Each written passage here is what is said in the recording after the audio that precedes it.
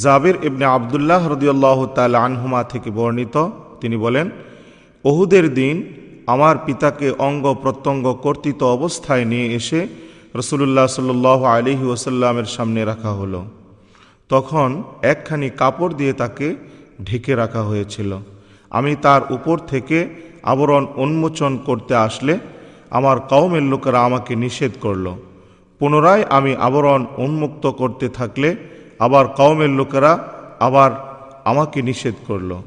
পরে রাসূলুল্লাহ সাল্লাল্লাহু আলাইহি ওয়াসাল্লামের নির্দেশে তাকে উঠিয়ে নেওয়া হলো। তখন তিনি এক রুদনকারিনীর আওয়াজ শুনে জিজ্ঞাসা করলেন, এ কে? লোকেরা বলল, আমরের মেয়ে, অথবা তারা বলল, আমরের বোন। তিনি বললেন, কাঁদো কেন? অথবা বলেছেন, কেঁদো না, কেননা তাকে উঠিয়ে নেওয়া পর্যন্ত ফেরেশতাগণ তাদের পাখা বিস্তার করে তাকে